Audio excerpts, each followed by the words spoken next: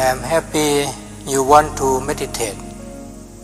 It takes time to make the mind peaceful, but you have to have patience and meditate every day. You can start with 5 minutes a day. Increase the time little by little. 15 minutes, 30 minutes, 1 hour. Later it will be easier to make the mind peaceful. The more you meditate, the more mindfulness you have, then you live in the present moment.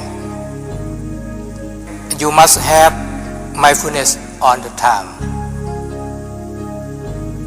This will lead you to wisdom, to seeing the Dhamma. May you all be happy and free from suffering.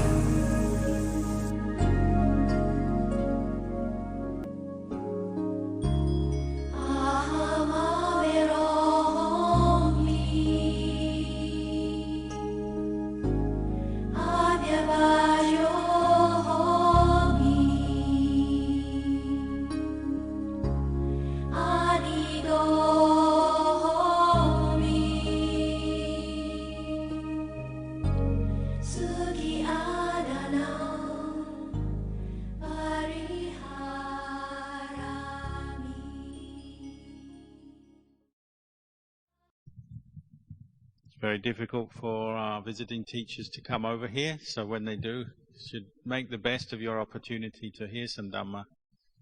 You don't know when you'll get the chance again.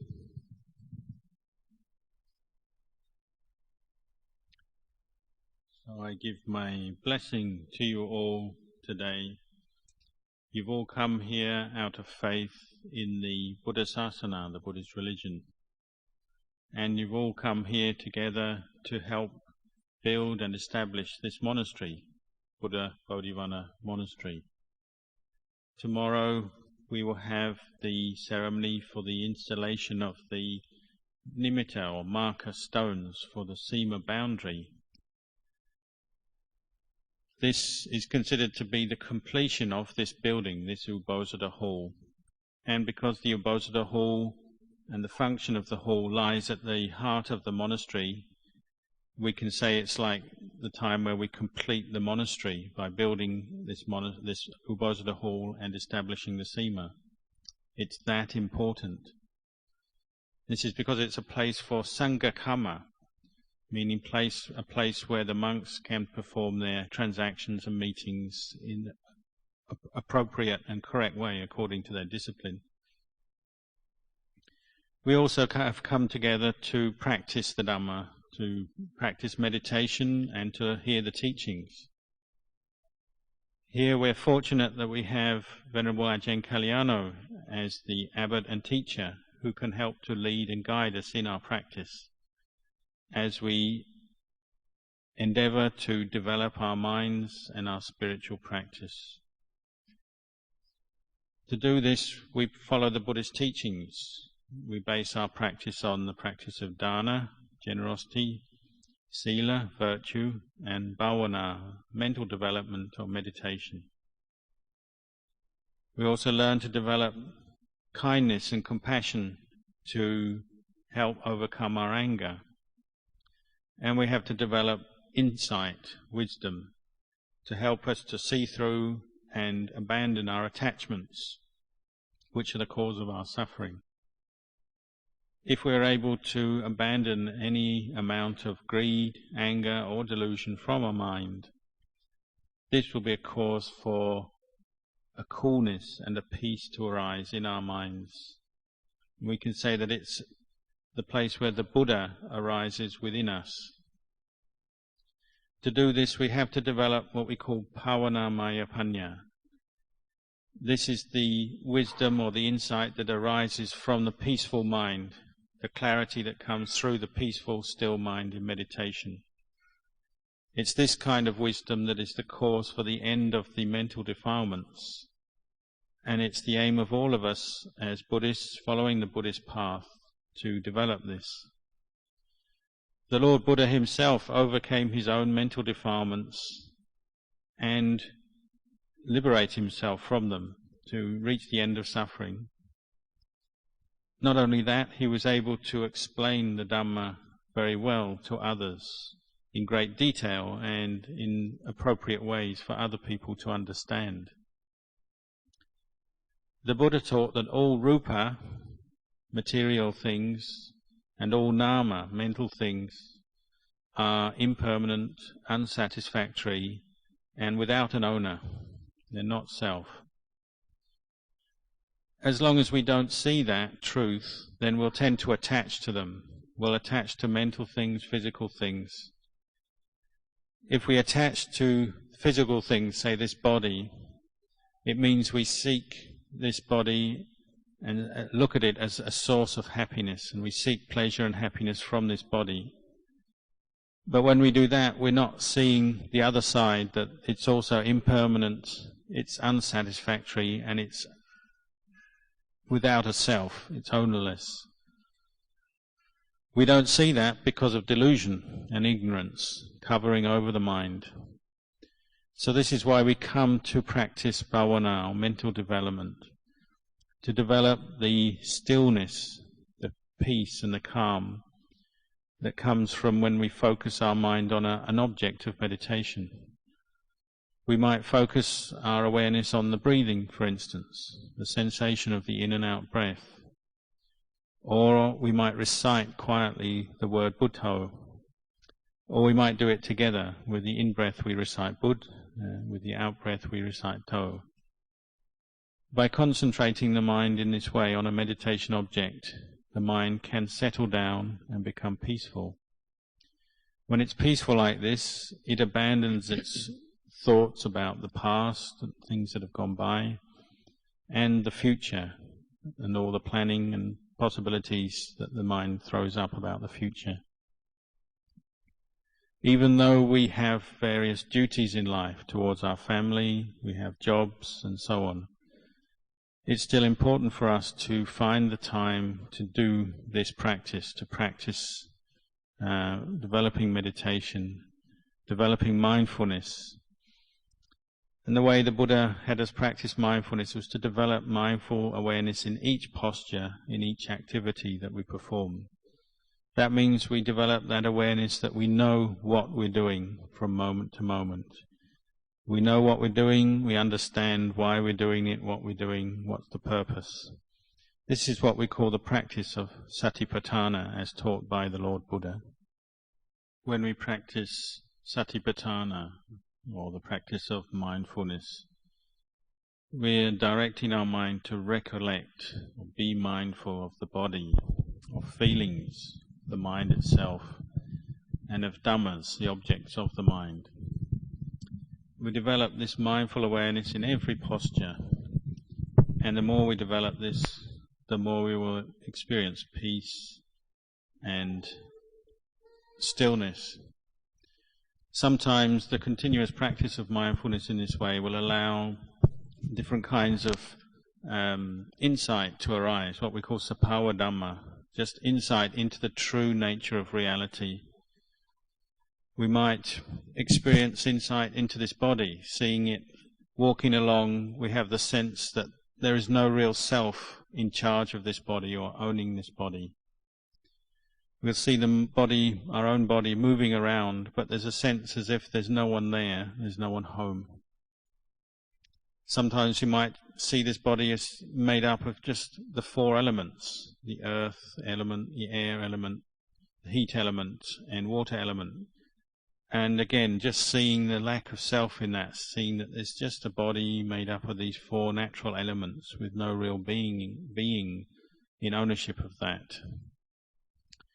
This arises from the practice of mindfulness and investigation to develop an understanding of the true nature of reality. And this insight is the result of the practice. The Buddha taught this. The Lord Buddha said that if we practice mindfulness in this way, what we'll come to see is that there is no real self who owns this body. This body is not a person, it's not me or mine. It's just the grouping of these four elements without an owner. Whenever we see in this way, and whenever we have an insight in this way, it will give us some confidence and faith in the path and in the teachings. That will give us the energy to carry on practicing. Even if we have busy lives with many duties that we have to do, it's still something we have to practice if we're going to follow in his footsteps. We should still try to find the time and direct the mind to contemplate these things and to develop mindfulness in this way. This is the way our faith and confidence in the Buddha, the Dhamma, the Sangha will grow. And this is the path of practice that will lead to a firmness and unwavering confidence in the Buddha, Dhamma, Sangha. And it's the way that will help us to develop a true insight, true understanding of truth. This firm conviction, confidence or faith in the Buddha, the Dhamma and the Sangha is the result of the practice. It becomes firmly established in one's heart. It's natural that sometimes we'll find practice is difficult. There'll be lapses in our mindfulness and we'll get caught up into the difficulties and obstacles of the practice. Sometimes the mind will not be firm in its faith and it will not be firm in its practice. But we must keep trying. The Buddha always said, one who keeps trying will manage to liberate themselves from suffering. Viriyena dukkha macchedi, famous teaching the Buddha gave. So we must keep learning to look back at this body and mind with mindfulness. Sometimes we'll see greed, anger or delusion arising. But look at these until you can see that these are just mental states or conditions of mind that arise and pass away.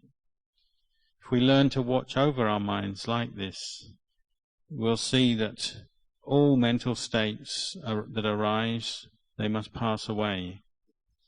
We see how moods come up into the mind and affect it, take over the mind. This is what the Buddha pointed out. But we can also see that these things are what we call sankhara dhammas. They're conditions of mind. They're without any real owner or self. There's not a person or a being in them. They're just conditions that arise from certain causes. When those causes come, these conditions of mind arise. These different moods and mental states arise. If we can see it in this way, if we have this kind of insight, this is what allows us to let go of these different kinds of mood which cause us suffering. This is what we call pavana maya panya, the wisdom that comes, or the insight that comes through the practice of meditation. It's this kind of insight, this profound insight, that helps us to actually abandon greed, anger and delusion from our minds. And what arises in its place is peace. And this is the way that we develop towards Nibbana. All of you are able to practice according to this way. You're all able to develop sila and samadhi and panya in this way. The important thing is to follow the Buddha's teachings. The Buddha taught us all to be careful and heedful, particularly because life is very uncertain. We're all affected by old age, sickness, and one day we'll be affected by death. So we must look after our minds very carefully, take good care of them. Some people might find it very hard to meditate, but they can still maybe see the value of keeping the 5 precepts and living in a harmless way. Anyone who follows the 5 precepts, whether they meditate or not, they will gain some happiness from this, and this will be a cause for them to understand the Dhamma on a deeper level as they let go of some of their coarser mental states and causes of suffering. To practice the 5 precepts, we can do this anywhere, whether we're at home, at work.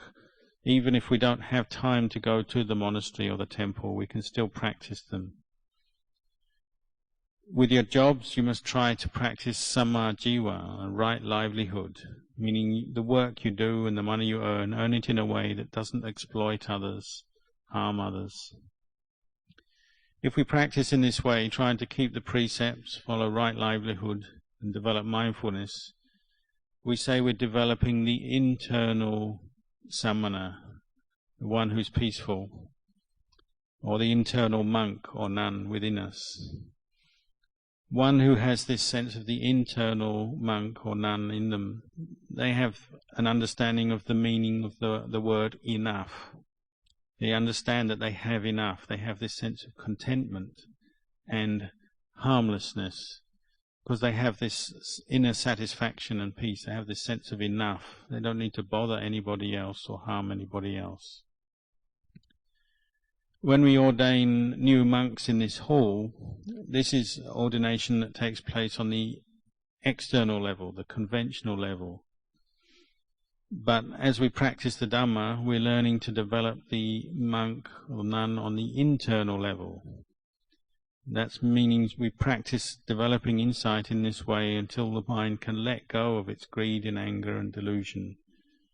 And this kind of final letting go we call samucceda pahana, where we completely uproot the causes of suffering, abandon greed, anger and delusion completely from our minds. So please determine to practice sincerely. Try to develop this knowledge and understanding that will help you to purify your own minds and make them peaceful. This is the way to find the inner monk or nun within your own heart, your own mind. So I'll just say this much for now and leave you with my blessing.